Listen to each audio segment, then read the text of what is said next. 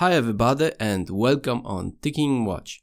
How are you today? I hope you are doing well. This is a second video about UMF Ruhla from Thüringen and will be all about movement disassembly of this Ruhla chronograph. As I said in my previous video, this movement unfortunately doesn't work and I will try to fix it. Okay, let's start and open the case pack so we can get into the case and take out the movement. Here we see some spring that probably goes somewhere to this hole here and is connected with this plastic pusher or this plastic lever, and probably this spring helps us to stop this second wheel. Okay, but this we will figure out in the next part in a different episode when the movement will be working. Some spacers, this is a plastic spacer, pretty simple solution. And here is also a tension spring for the sweep second pinion. Okay, let's take out the winding stem because we want to take out the movement. And now we can take out the movement. Okay.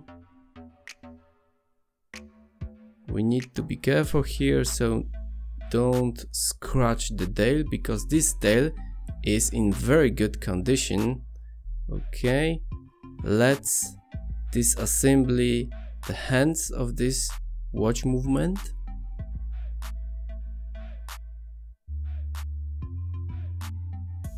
They are sitting pretty hard.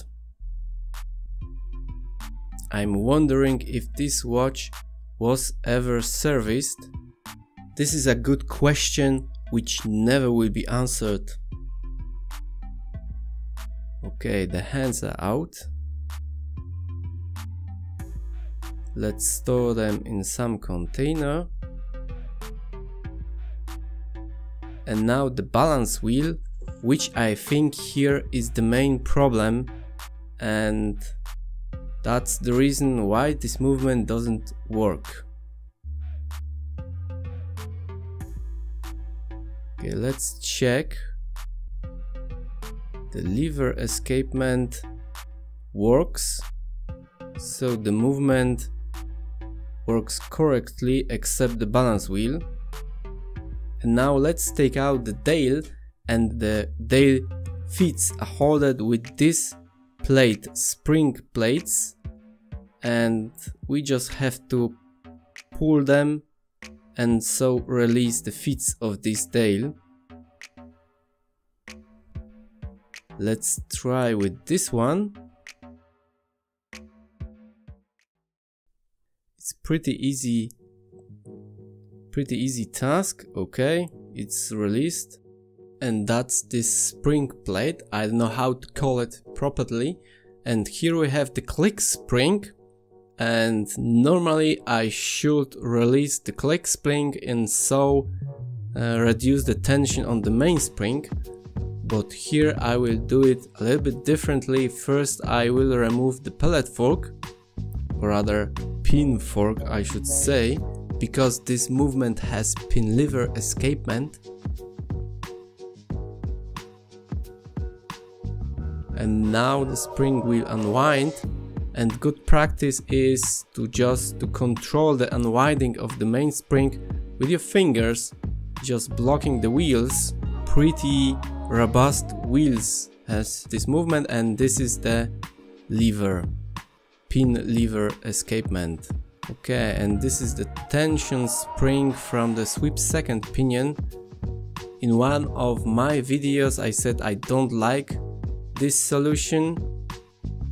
This is a plastic pusher to block the second wheel. Now I will just release the tension from this tension spring of the sweep second pinion, and as we see it's still a little bit unwinding. Here is a neck spring, and let's take out and unwind the screw of the upper plate. Here we have only one plate, and probably, as we recognize from this movement, the main goal of designers was just to lower the production costs, make it the movement as cheap as possible, so we won't find here very complicated solution in this design. Okay, let's go with removing the upper plate. It just don't want to come out. Maybe I just will start with removing the wheels first. The second wheel, or rather the third wheel, just fall down, and something is still holding the upper plate. Let's take out this sweep second pinion. Okay, this is out.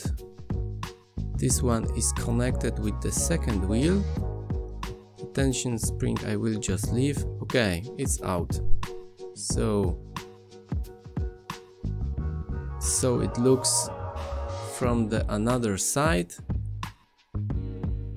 Here is the mainspring. This is the axe of the mainspring barrel, and that's the mainspring barrel, which is a little bit differently built from that you probably know when you are interested in watch services, that you probably know from standard watches.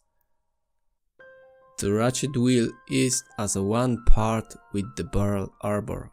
Okay, now the other side, not many parts left, so the hour wheel, now we have the canyon pinion, which is also pretty robust like all other wheels in this movement. That's the bearing from the balance wheel, and this is a changing wheel. But first we have to disassemble the keyless work, which is here also differently built like in today's watches. Also pretty simple and very easy solution. This is a plastic part, not very durable material. I hope nobody will come up with the idea again incorporate plastic into the watch parts. Okay, this lever is still holding some spring, or the spring rather is holding this lever. Okay, now it's out. Now it is disconnected. Here we have a third wheel. So simple 3 wheels.